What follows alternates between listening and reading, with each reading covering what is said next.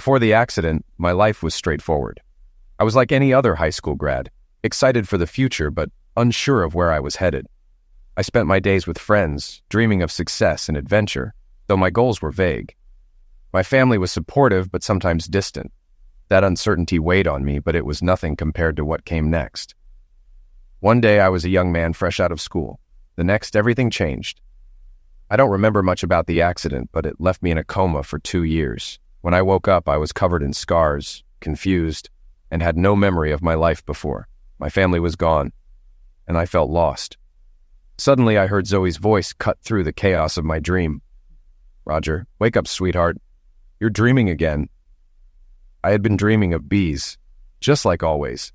After nearly 30 years together, Zoe still laughed when I told her it was the killer bees, a nod to an old Saturday Night Live skit. I took a shower to shake off the lingering effects. These dreams had haunted me since the accident at 18. Though I don't recall the accident, I know I was in a coma for 2 years. When I finally woke, I decided to go to college. Scarred but healed, I was ready to move forward, even though my family was nowhere to be found. The accident must have been serious. My body showed signs of extensive surgery. I wondered if I had enjoyed life before it happened, because I certainly paid a high price. Afterward, I became cautious, preferring a quiet, simple life. I found myself drawn to accounting, a career I'd never imagined in high school. The doctors said it wasn't unusual to forget details. I just wanted a peaceful life, a loving family, a house with a pool, and a quiet routine. The bees, though, always returned in my dreams. "Got another fly swatter?" I asked in my dream. The bees were relentless, and every sting hurt more than the last. Then, Zoe's voice brought me back to reality again. "Roger, wake up. It's just a dream." "They're getting worse," I admitted, though my doctor insisted it was just an aversion to bees. Zoe and I married when I was 20 and she was 25 in a small church near my college. It was a quiet affair. Neither of us had much family. We settled down, living among her friends, and I continued school. By 1975, I had a degree in accounting and computer science, though it seemed to happen fast. I didn't question it, just started my career as an accountant, a simple job that suited my newfound preference for a quiet life. I often worked alone, counting inventory. If 2 of us counted together, we could agree on a number, even if it was wrong. But when counting separately, the audit would be accurate. It was boring, but I liked it. No one bothered me, and I could work at my own pace. "Bees again," I muttered. "Where are they coming from?" I waved my hand and felt them strike, even drawing blood. "Beekeeper, do something about these things." "Whoop?" "These are killer bees. Put something on the stings." "What's that noise? A bird?" "No, it's too big." "A pterodactyl?" Then it hit me. "Damn, stung again. What kind of bird is this?" Zoe's voice pulled me out of the dream. "Roger, wake up. You're having a bad dream. Go take a shower." The dreams were intense. My scars hurt, and the people in the dreams were like ghosts, faceless shapes. 2 years after John was born, we had Paula, my little princess. I loved John, but Paula had me wrapped around her finger, just like her mom. I adored my kids and Zoe. I loved watching them sleep, helping them walk, ride a bike, and play catch. Those moments were my happiest. We had neighborhood barbecues, and though everyone knew each other well, I was the newcomer. Maybe it was because I married Zoe quickly after she got pregnant. Our relationship was decent, but after marriage, our sex life faded. Zoe wasn't interested, so it became infrequent. But I had my kids and a calm life, which kept me content. I overheard the women talking once. "Zoe, how do you put up with boring Roger?" "Roger's perfect," Zoe replied. "He doesn't drink, smoke, or gamble. He loves me and the kids, and is a great provider." Zoe soon announced she was pregnant with Billy, and we celebrated with friends. Our kids grew up together with the neighborhood kids, and we were part of a tight-knit group. People teased me about being boring, but I didn't mind. I loved running, even though no one else joined me. My job auditing warehouses kept me in shape. Counting all those items required physical effort. At home, I used weights in the basement and kept up with the kids' activities, music lessons, sports, and more. Zoe stayed busy as a full-time mom, managing it all. Whop, whop. "Is that a pterodactyl?" I muttered. "These damn bees are everywhere. Beekeeper, get rid of them. People are getting stung and it's dangerous. Give them the bee sting serum, but don't touch me. I'll swat you." "Dragonflies? Where did they come from? At least they eat the bees." "Roger, wake up, honey. Go take a shower," Zoe said. I did as she asked, but my scars ached and I had a headache. "I hate bees," I told her. I keep dreaming about prehistoric birds, snakes, and hogs. The dreams are getting crazier. Why can't I remember the accident? I asked the doctor while Zoe sat with me. And these weird dreams? Your memory loss could be from post-traumatic stress, the doctor said. As for the dreams, they might be linked to the accident. Doctor, I don't know what kind of pterodactyl it was. I'm an accountant, not a paleontologist. The questions annoyed me. The dreams got worse, but life remained steady and dull, which I liked. I went to work, counted beans, and came home. Sex with Zoe became less frequent, but that didn't bother me much. Doctor, now I'm dreaming about dancing, like in West Side Story, I told him. It's not sexual, but I'm dancing with men, holding hands, ballroom style. The bees are always there in the background, I added, and sometimes there are snakes, hogs, and dragonflies, and we start skidding. The doctor didn't have answers. He asked Zoe if anything at home was unusual, but she said I was the same as always, except for the dreams. That was the last time I saw him. Life went on with the usual Saturday barbecues and neighborhood events. Our group was close-knit, about 20 people plus kids. We attended PTA meetings, saved for college, and dealt with weddings. I worked extra shifts when we needed money, and I was proud to provide for my family. The house was paid off, we had retirement accounts, and I even managed new cars and vacations. Zoe's friends would sometimes tease her. How do you deal with being married to someone so boring? I entertain myself, Zoe would reply. Roger's good to me, provides for us, and loves me and the kids. I'm happy, and you should be so lucky. As time passed, we approached our 30th anniversary. The others have been stung. Beekeeper, help them. Where are all these bees coming from? Someone give me another fly swatter, I mumbled in another wild dream. It was just another bizarre night, but by now I was used to it. Hey, Roger, still dancing with men while the bees sting you? Randolph joked, making everyone laugh. I was surprised that Zoe had mentioned my dreams about dancing with men to anyone, especially her friends. That was supposed to stay between us. On the drive home, I pulled over to talk to her. Zoe, why did you tell people something so personal? You've betrayed my trust, I said. Zoe just laughed.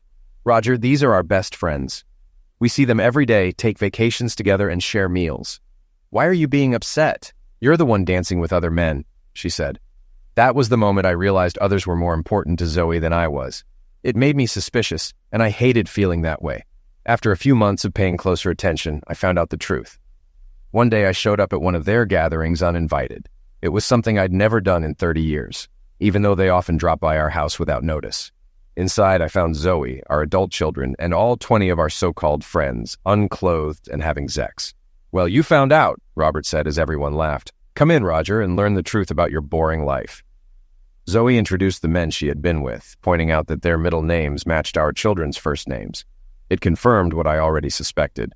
It turned out that many people, including our adult children, had been part of a secret group, but I was not aware of it. My children had long since stopped calling me Dad, and now I knew why. Why, Zoe? Why did you steal 30 years of my life? What did I ever do to deserve this? I asked. Zoe looked at me with exasperation. Roger, you're just boring. You have no passion, no backbone. We were all part of a pact since childhood to stay together, to have sex with each other. You were just the extra man to keep the group even. We kept you in the dark because you liked it there. I couldn't risk you being the father of my kids. I needed better genes than yours. Why didn't you want a real marriage with me? I asked. I wanted more sex, more connection, but you always shut me down. Zoe replied coldly, if I gave you what you wanted, you'd figure out the truth. I couldn't take that chance. I picked you because I was already pregnant, and you were easy to manipulate. Sleep with you once, say you were the father, and it was done. You never stood a chance of figuring it out. Was that all I was to you? Just someone to give you money while you slept with your old friends and dragged our kids into this mess? Was everything you said to me, all the baby and honey, a lie? I asked. Don't be ridiculous, Roger. I sort of liked you. Calling you baby and honey was just being nice. But after years of those stupid dreams about dancing with men, you disgusted me. You're a freak, worrying about dragonflies, prehistoric birds, and bees. Now you know, but it's too late. If you divorce me, I'll get half of everything in alimony for life, Zoe said, smiling. And your lovers, were they all in on this? I demanded. They're not just sex buddies, Roger. They're my lovers. We've loved each other since childhood, something you'll never understand, Zoe replied. Her friends chimed in, laughing. You were the perfect fool, Roger. While you worked, we were screwing your wife and your kids. None of us would have touched you. You weren't worth it. We kept you around for your money and used you to raise our kids." Everyone joined in, showing their contempt for me. They had used my money and kept me in the dark for years. Now, with the truth out, they didn't bother hiding it anymore. "Be a good boy and clean the house. I'll be back in a few days," Zoe said as they all laughed. As I walked out, I turned to Zoe and said, "You betrayed me for this. You gave your children to people who treat you like garbage. You're proud of that? Did you ever notice your friends' kids aren't part of this? Think about why." I continued, "Your lover eliminated himself rather than marry someone pregnant by John. Didn't that clue you in? I'm just glad I'm not part of your gene pool." My hidden camera had recorded everything. "Come back any time, Roger," John Sr. said as I left. "Bring some friends." "Oh, wait, you don't have any," he mocked. But I did have 6 county marshals waiting outside, ready to serve everyone with court papers. "They're all inside," I told the officers. The screams from 23 unclothed people as 6 marshals entered were deafening. I smiled as I walked away, unhurried. The restraining orders would keep them away while everything settled. The divorce was ugly, but I handled it in the county seat, not my hometown. I filed for an annulment based on fraud, and with the evidence from our talk, I hit Zoe's friends for millions. They admitted the whole conspiracy, how they used me to pay for everything while they carried on their affairs. With their confession, I secured the house, all our savings, retirement accounts, everything. Since it was fraud, there was no community property. Zoe and her friends owed me for raising their kids. The kids who had long stopped calling me dad, hated me for what I did to their parents. I wasn't done. As a bean counter, I knew exactly how to get what I was owed. In the end, I got over $5 million from all involved. It didn't ruin them, but it put a serious dent in their finances. They even pooled their money to pay me off, especially after I started filing writs of attachment. I also had the birth certificates changed since they were based on fraud, and Zoe had to give up my last name. I didn't care what names the kids used. I lost contact with all of them and didn't want to live in the house, but I didn't want to sell it either. I wanted to destroy it.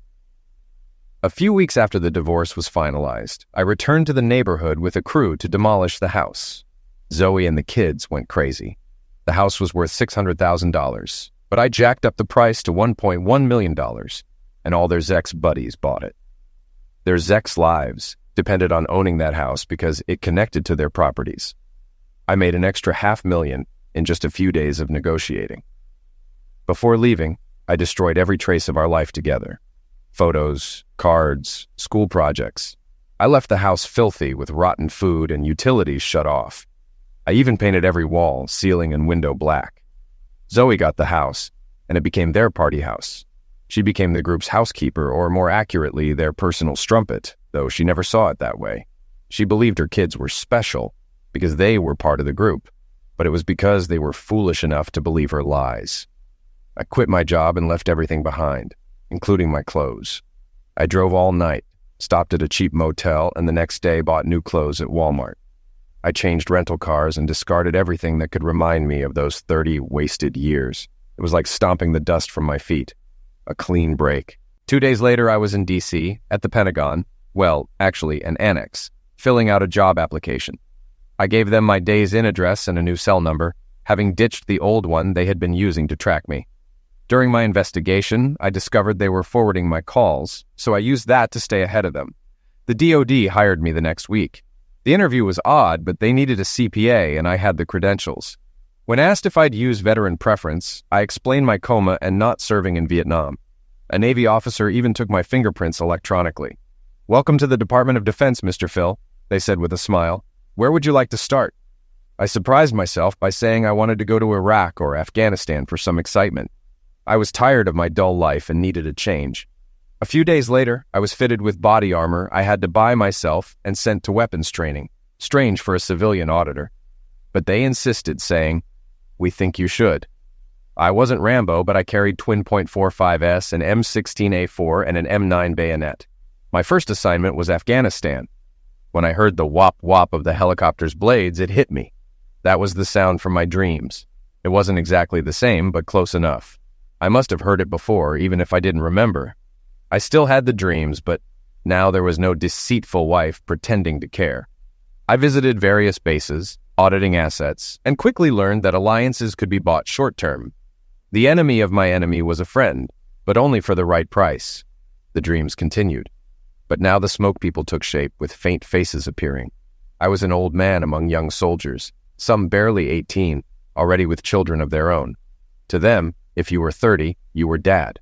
40 made you gramps. And over 50, you were just old man. These young soldiers moved with precision, like a deadly ballet, following orders without hesitation. It reminded me of Tiberius, whose drills were like bloodless battles, while his battles were bloody drills. I admired their discipline, but wondered how they'd feel later in life, having been forced to do such violent things. The dreams persisted, dragonflies, snakes, hogs, bees, but their intensity faded. Faces appeared on the smoke figures, young faces of people I didn't know. Meanwhile, I continued my work, counting everything from bullets and rockets to socks and water bottles. We had to plan ahead, ensuring we had what was needed for the future, always accounting for losses along the way. Planning was critical, as everything had to be stocked, shipped, and tracked. About 4 months in, we were ambushed. Bullets flew, sounding like bees buzzing overhead. Despite the chaos, I remained calm. The soldiers moved with precision, and I followed their lead, watching for flanking movements and calling for fire. Training kicked in, and we moved as one, the firefight.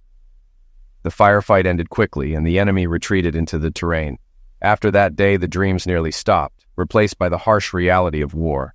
I moved to Iraq for the same job, counting supplies, reporting what was needed and what wasn't. The scale grew, with more items to track and more things to lose.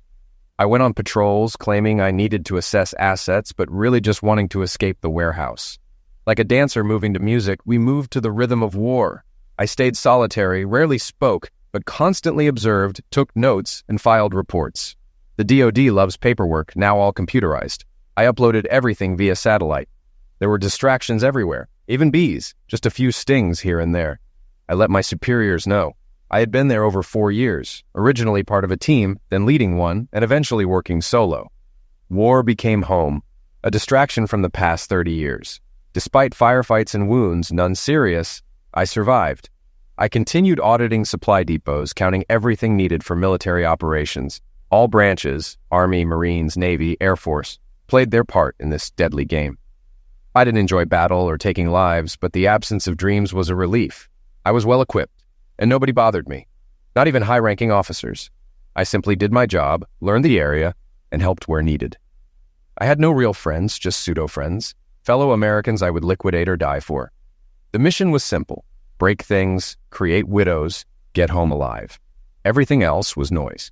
When I entered a new depot, I knew I'd face the same routine. A sergeant major would give me grief, and I'd have to put them in their place. The script was always the same: stay out of my way, let me do my job. Sergeant Major Claw was no different. "This is my house, my rules," she said, getting in my face. Nose to nose, it was a standoff, just like always. "Don't give me that," I replied. "This is my jurisdiction. I monitor everything here." She barked back, telling me not to touch anything without her permission. As she stormed off, I noted her sharp posture and appearance, pegging her as an American Indian. I left the area, knowing I couldn't escalate the situation further. Instead, I joined a patrol, needing to escape the depot and get back to the battlefield. Sergeant Major Claw, her real name, Sergeant Major Jen Iclaw, was born with a strong grip, earning her the nickname Iron Claw from her grandfather. A full-blooded Northern Blackfoot, she was raised by her grandparents after her parents died mysteriously in a car crash. Her grandfather, a warrior with scars from World War II, Korea, and Vietnam, taught her the old ways. Claw followed in his footsteps, becoming a warrior at 18, serving in Kosovo and Montenegro, and rising through the ranks without compromise. She earned a master's in warehouse management and took pride in her American Indian heritage. She was determined not to let anyone, especially a civilian like Roger, get the best of her. Meanwhile, Roger returned to the depot one evening and found Claw sleeping in full uniform, ready for battle, with her .45 by her side. Roger lied about securing the depot, knowing he was drawn to her, though their relationship remained tense. Claw, always on guard, was a force to be reckoned with. This depot, while not the largest, became Roger's base. He constantly inspected inventory, checked records, and ensured supplies were managed properly. His interactions with Claw were confrontational, but no duels were allowed. If there were, he knew she'd win. Despite their friction, Roger respected her. Sergeant Major Claw was equally frustrated with Roger. To her, he was a civilian playing soldier, a potential liability. Despite her efforts to get him off patrols, Roger seemed untouchable. He even earned respect from the SEALs. Claw couldn't figure out why, but she kept trying. War, bees, firefights, and strange dreams surrounded them both, making their battlefield rivalry even more intense. Sergeant Major Claw, I was raised by my grandparents after my parents' end of lives, and my life has always been the Army. I've searched for a warrior like my grandmother found in my grandfather, but at 45, I've accepted I won't find him and children won't come.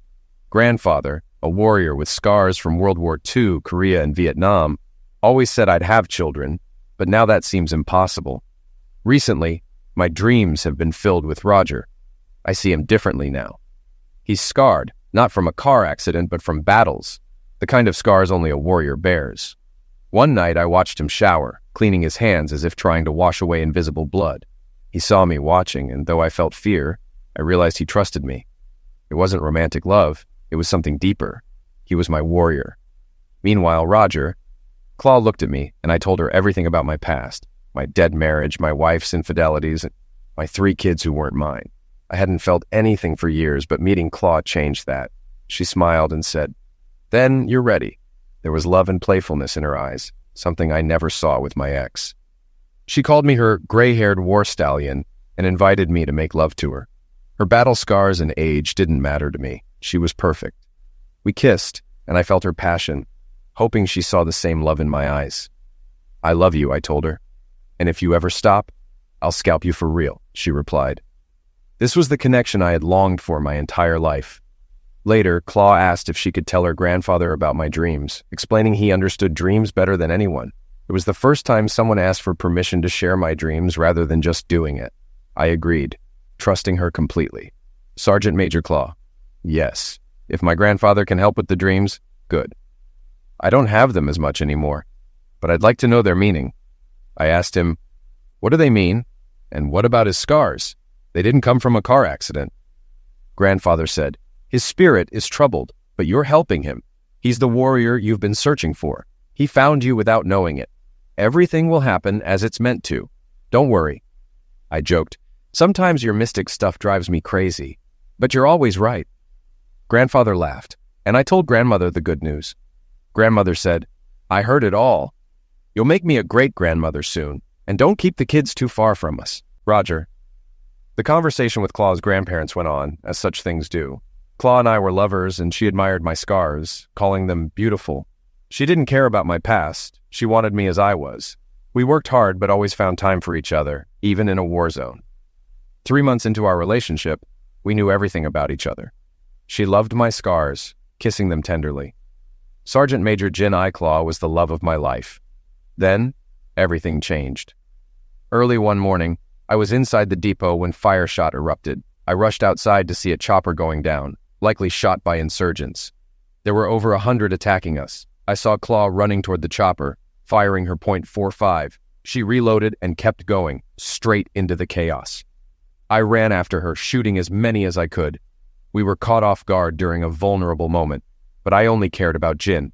I saw Claw fall after being hit by a bullet that knocked her down.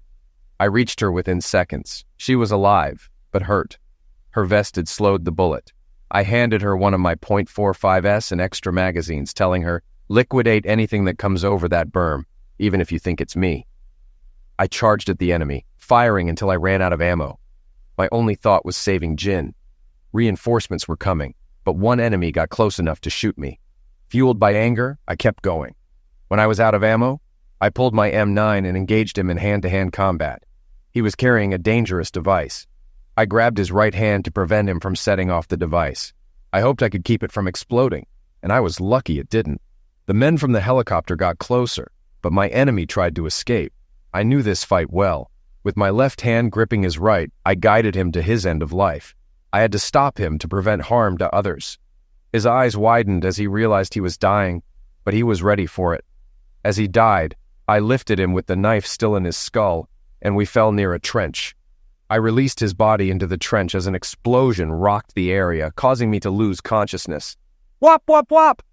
Where are the damn bees coming from?" I shouted, trying to regain control. "We're under attack from every side!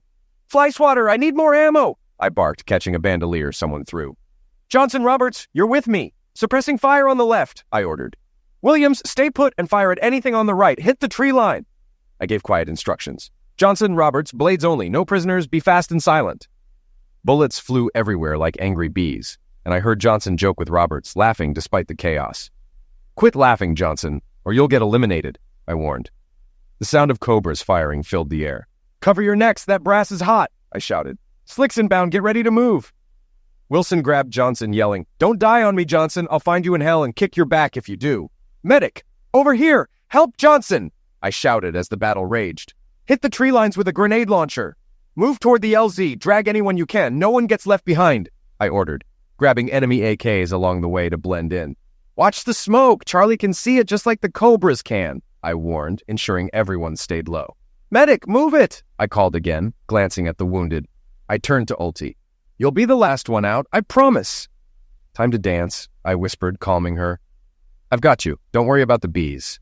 Reassuring her, I added, Your first battle and you didn't lose a single man. You'll have to learn to write those letters, but not today. Choppers roared overhead. Dragonflies inbound, stay low, I said as the battle continued. A voice called out, How did you guys get caught here? I murmured to myself, Stay with me, Light, as I glanced at the wounded. The chief is down but not out. Turning to the medic, I warned, Save the lieutenant or I'll put a bullet in you. The situation was chaotic, with fire shot, explosions, and helicopters everywhere. I knelt by Ulti. Stay with me. Come back. I want it all, I whispered, my voice shaky. Suddenly, I wondered, who said that? My mind was spinning. I woke up in a bright room, disoriented. Jen was there. Hi, Jen, I said. I remember everything. Snakes, hogs, bees. Did I do all this before? Yes, maybe you did, she replied with a smile. You're my brave warhorse. I noticed a ring on her finger. Are you married? How long have I been out? A little over a year, she said. And yes, I'm married. To you.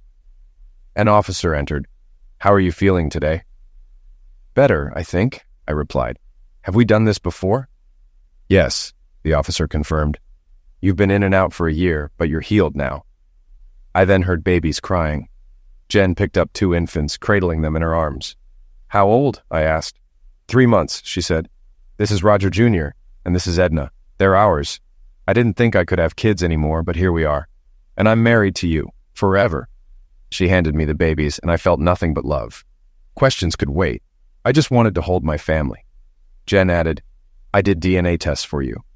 I don't need them, I said. I already know. I noticed a simple gold band on my hand. How did we get married? I wondered, but I didn't ask. It didn't matter. 6 months later, we were at Zoe's house. The original 23 members were there, including her kids. The big screen flashed with news. Command Sergeant Major Roger Phil was to receive the Medal of Honor. The room went quiet. They can't mean our Roger Phil, John Sr. grumbled, annoyed that someone outshined him.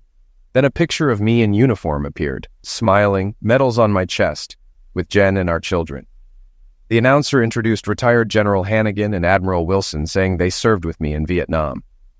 Vietnam? Zoe gasped. Roger was in Vietnam? The announcer asked the officers to share their stories about me, leaving the group in stunned silence. General Hannigan shared, I served with then Sergeant Phil during my time as a second lieutenant in Vietnam. Phil was on his second tour and acting platoon sergeant, though he wasn't officially promoted to staff sergeant until a few days later. He always had a book with him, studying to become an accountant through Army classes. Things got rough quickly. Congress was cutting funding, so we had small platoons. Mine had 18 men, and we were part of a long-range reconnaissance patrol, LRP. We got ambushed deep in the jungle by the NVA, who were probably tipped off about our location. The firefight lasted over an hour. I was shot, and Phil took command. He ordered one of our men to use the M79 grenade launcher, but it only made things worse. The NVA kept coming like a disturbed beehive. We ran low on ammo, and Phil went hand-to-hand with several enemies, liquidating 3 of them with his knife. His main goal was to get us out alive, and he was deadly with a blade. Despite being wounded, Phil kept going. His humor helped break the tension, even in the middle of battle. We finally got support from A-37 jets, known as Dragonflies, and then Cobras, helicopters with miniguns that can fire 8,000 rounds a minute. The firepower gave us enough time to evacuate by Huey helicopters, or Slicks. Phil helped get the men to safety, even grabbing enemy AK-47S to return fire and fend off the NVA as we left.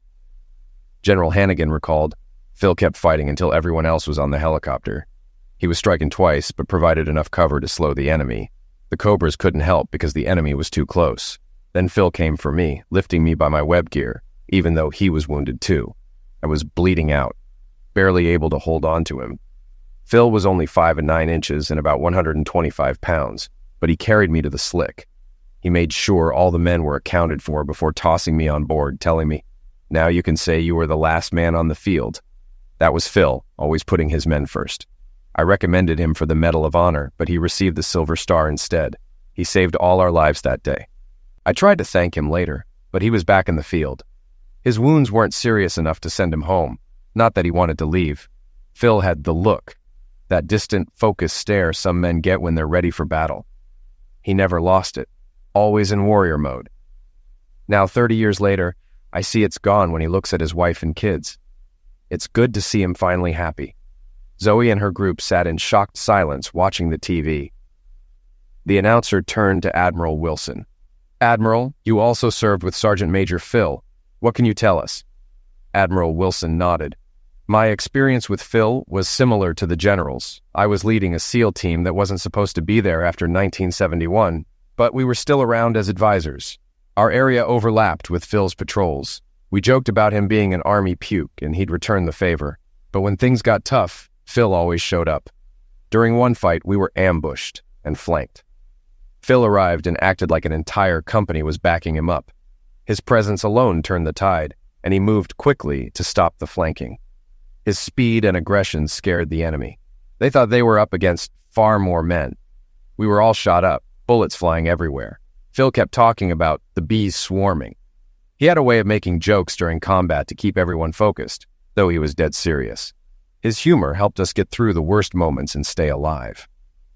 Admiral Wilson continued. "It was similar to what the general said. When the slicks arrived, Phil insisted that the medic prioritize helping others, making it clear he wanted them treated first. We were lucky to be near the 1st Cavalry, who came fully armed to help us out. Phil was shot up pretty badly, but still dragged me to the slick, putting his body between me and the enemy, just like he did for the general. He made sure I was the last one off the field, knowing how important that is for an officer. Phil told me he was tired and just wanted to go home, fall in love, and live a boring life. He said he wanted to forget the Army, Vietnam, and everything that had happened. A few months later, we crossed paths again at the Pentagon. I had recommended him for the Medal of Honor, but he received the Navy Cross instead. He didn't seem happy, even though it's just one step below the Medal of Honor. He only smiled for the photo. After the ceremony, Phil quietly left the military. Before he left, I gave him my Navy SEAL badge. He didn't say much, just nodded, and then disappeared. Later, I saw him at a bus stop by the Pentagon dressed in civilian clothes. I offered him a ride, and he acted like we were strangers. I asked him where he was headed, and he said he was going out west to college but gave no details. At the Greyhound station, I handed him a box full of his awards and decorations, but he acted like he didn't recognize it. He even claimed he'd never been in the military, saying he'd been in a coma after an accident. He shrugged and walked away with the box. It held his Navy Cross, Silver Stars, Purple Hearts, and more. Phil had told me he wanted to forget everything, and this was his way of doing it. That was the last time I saw him, until now. Zoe's children sat in stunned silence. John Jr. remembered, "I saw that box once years ago. Dad said it wasn't important and took me to play catch. When I looked for it again, it was gone." John Jr. went downstairs to look for the box. It didn't occur to him that he had said Dad instead of Roger. He returned with the box just as the president had finished presenting Roger with his 2nd Medal of Honor. No one since Pappy Boyington had been awarded the Medal of Honor twice. The first time Pappy received it, it was posthumously along with a Navy Cross. The second time, President Truman awarded it to him after he was found alive, having spent 20 months in a Japanese POW camp. Everyone thought he was dead, so he received the first one as a deceased man. Pappy always found it amusing. He had come back from the dead to receive it again. The president recounted how he was on an unscheduled secret visit to the troops in a helicopter, which was part of a larger public trip to a nearby country, when a lucky shot disabled the engine. The helicopter went down, and before his Marines and other helicopters could reach them, they came under attack. He and his advisors, along with Secret Service agents, ran toward a set of buildings as the helicopter became the focal point of the attack. There was nothing to indicate it was the president's helicopter, but the attackers, seeing the Secret Service detail around him, suspected he was someone important. As we were running for cover, the president said, we saw Command Sergeant Major Phil charging the enemy, initially all by himself. Then I noticed a wounded soldier, and Phil paused for a moment, gave that soldier something, and then sprinted toward the enemy. Phil's shots were deadly accurate, almost everyone hitting its mark. This gave the other American soldiers time to regroup and launch their own attack. When Phil ran out of ammunition, he attacked a man with just a knife. Even from a distance, it was obvious the man was a walking bomb, based on the way his clothes moved and something strapped to his chest. Without concern for his own safety and thinking only of others, Phil grabbed the detonator from the man's right hand with his left and liquidated him with the knife. He then carried the body to a trench, where the explosion did minimal damage. The attackers tried to shoot Phil multiple times, hoping he would drop the body and trigger the bomb. Phil was hit several times but refused to stop until everyone was safe. The president went on. But that wasn't all Phil did. When we finally reached him, he made a request. The soldier he had helped was now a sergeant major herself, but back then she was Corporal Claw. He asked to marry her before he died and requested that I reinstate him into the Army so she would receive survivor benefits. Fair is fair, he said. I reinstated him as a command sergeant major and performed the quickest wedding ceremony in history. I asked, "Do you take?" Twice, and after 2 yes responses, they were married, by the President of the United States, no less. Now I see that, based on the maternity uniform Sergeant Major Jin Phil is wearing, we're expecting 2 more little Phils. That makes 4. Men like Command Sergeant Major Phil answer the call when their country needs them and then return to normal life without mentioning their heroism. That's the backbone of America. We are proud to have him serve with us and for us. This time, we're not letting him go. We're keeping him in the Army. He is home. The president looked at the crowd. In the audience today are his wife's grandparents, one of whom many of you know, Master Sergeant Strongbear, himself a Medal of Honor recipient. Would you please stand so we can honor you? Master Sergeant Strongbear, the man Roger would come to think of as his father-in-law, stood and received the crowd's recognition. It had only been a month since Roger had rejoined the world when he and his wife, along with their children, traveled to Montana to meet her relatives on the reservation. While on medical leave, Roger and his wife participated in a traditional Blackfoot marriage ceremony. Just 4 months after giving birth, she became pregnant again. Their children were welcomed into the Blackfoot Nation. Jean Claw was proud of the pregnancy. She was a Blackfoot bride, a Blackfoot mother, and the wife of a warrior whose battle scars earned him the respect of her tribe. To her, every scar was a beautiful reminder of her husband's bravery and that her gray stallion was hers forever. During this time, she had a conversation with Roger. "Roger, my love," she said, "I'm worried about being pregnant again. I can't stop making love to you, but I'm afraid that if we keep going, I'll keep getting pregnant. Maybe I should get fixed so it doesn't happen again." Ironclaw laughed and replied, "Husband, would you have me married to a gelding instead of a stallion? We will not stop making love, and I will have as many children as the spirit allows. I have a warrior for a husband, and I want the world to see that he is a warrior at home just like he is away." And that was the end of the conversation. They would have no more children after their second set of twins, another boy and girl. They too would become members of the Blackfoot Nation. This set would be born on the reservation, and Roger was there for their birth, cutting the cords and breathing life into them. Besides their mother, Roger was the first person they touched. Roger was a devoted father and husband. For the next 10 years, the family traveled the world as part of a military mission. Because of Roger's dedication to his country and his courage in combat, he and his wife were always stationed together.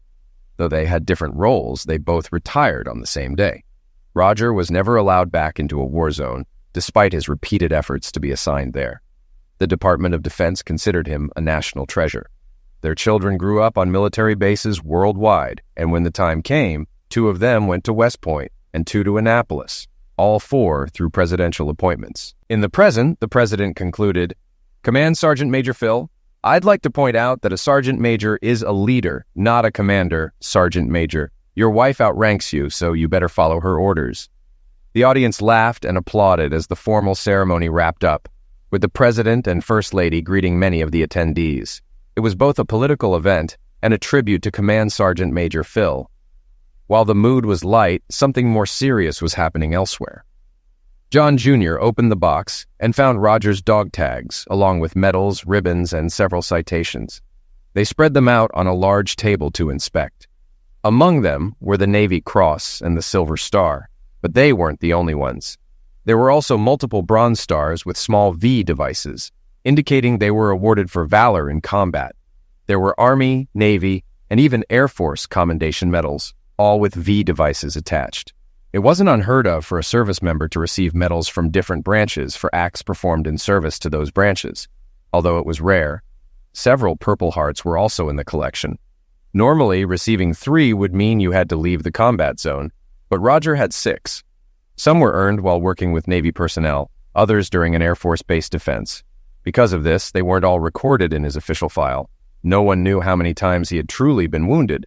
That explained his many scars, some from bullets, some from explosions, and others from hand-to-hand combat. For reasons unknown, Roger often claimed they were from a car accident instead of telling the truth. Perhaps he didn't fully remember, or maybe his dreams served as a way to relive the horrors of battle. We'll never know for sure. There was also a Good Conduct Medal, a combat infantryman's badge, and a gold badge featuring an anchor, eagle, trident, and pistol, the Navy SEAL insignia. There were no orders accompanying this last badge, but it was clear that an admiral had given it to Roger on his final day. Additionally, there were several medals from the Republic of Vietnam, each accompanied by a citation and the paperwork that led to the recommendation for the award. The general and admiral had it wrong. The paperwork showed Roger had accomplished far more than they knew.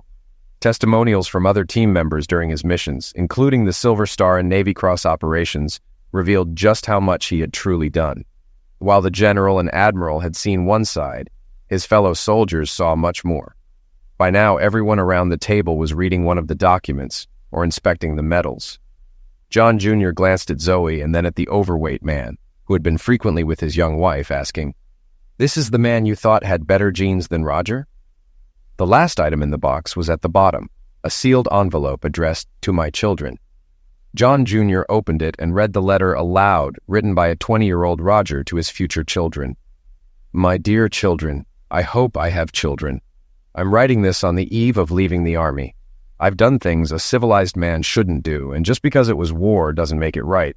These were things I had to do, but they still hurt me inside. Being young doesn't make them right, but from now on, I'll try to do what is right. It's never too late to try. I want to leave it all behind and do my best to forget, while atoning for it too. But before I do, I want to leave you with some words I hope to live by, and I hope they'll mean something to you. A person's value isn't found in a box, or in words written on a piece of paper, or in things to wear to show what you've done. It's in how you live your life every day. It's in how you treat your friends and even strangers, but most importantly, how you treat your family. It's how you show them love and devotion by always putting them first, no matter the cost. The best part is they love you for being who you are, regardless of how much money you make or how smart you are. Because of that, every day you must do your best for them, and they will do the same for you. That's the true measure of a person. I hope I've lived up to that for you. May God bless and keep you, and may He forgive me for what I've done in war. I hope He'll never need to forgive you because you'll live a good, just, and moral life as a good human being, a loving parent, and a faithful spouse. Your loving father, Roger." John and his half-sisters were in tears by the time the letter was finished. "I'm done here. Who's coming with me?" John asked, as he carefully gathered all the papers and documents, placing them back in the box, exactly as they had been. His sisters stood up and walked out with him. His wife stayed behind. 3 days later, a package arrived at the Pentagon, addressed to Command Sergeant Major Phil. Inside the outer package was a brown box tied with twine. It was delivered, unopened, to Command Sergeant Major Phil. Inside were the original items, and a short typed note found in an envelope beneath the twine, but not inside the box. "This isn't meant for us. We wish it were, but it's not." The note wasn't signed, but Roger Phil knew exactly who had sent it. 4 months later, John was single, and he, Paula, and Billy had new names. "We can do better, be better this time. We can be what Dad wanted, like he showed us," John told his sisters as they slowly walked away together. Meanwhile, Roger reflected, "It was a few months after I got my original awards back when I showed Strongbear the letter. We were all sitting around the fire on a warm summer evening. There must have been 50 or more of us. It was a communal meal, and everyone was there to enjoy the night. Jean Claw was there, as beautiful as ever with our children. I loved calling her that. She was due soon, and her pride in me was clear, as was her grandmother's pride in Strong Bear. My love for her was evident in her pregnancy and our children. I handed Strong Bear the letter I'd written as a young man to my future children. He read it, smiled, and passed it around.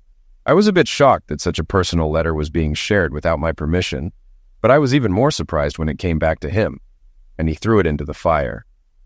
Words on paper mean nothing. You wrote that. Show your children through your actions. Show them by how you live your life. You already know that. He was right, of course. He was always right, as I'd come to learn. And for the next 30 years, Jean Claw and I lived by those words. As for Zoe, in case you're wondering, she didn't live long after everything came to light. About a year later, someone sent her videos of her lovers talking about her, revealing what they really thought. They treated her as nothing more than an object for Zex, something to use and discard. They bragged about how they manipulated her into having children and then misused them. They had been using her and her children for years. The videos were also posted online, and copies were sent to all her neighbors. Zoe took her own life. When she was found, she was holding a picture of herself, Roger, and the children at an amusement park. Everyone was smiling and laughing, looking happy. No one knows where she got the picture, who took it, or why she kept it, but it was buried with her. Only 2 people quietly followed the casket to the gravesite after the service. They were the only attendees. The guest book simply listed them as Gray Stallion and Iron Claw. A few weeks later, several videos surfaced online showing the group involved in inappropriate behavior. These actions eventually became public, leading to serious consequences for everyone involved. The group had been filming for years, and now the footage was public. Each video ended with the men mocking Zoe as their stupid strumpet, followed by an image of her body and the autopsy report, which confirmed her end of life as self-destruction by poison. The group disbanded. They were shunned in their own community, with many moving away while others became reclusive for the rest of their lives. Somehow the videos seemed to follow them wherever they went. No one knows who posted them or sent them to their new neighbors, but the group's pursuit of selfish pleasure had destroyed many innocent lives.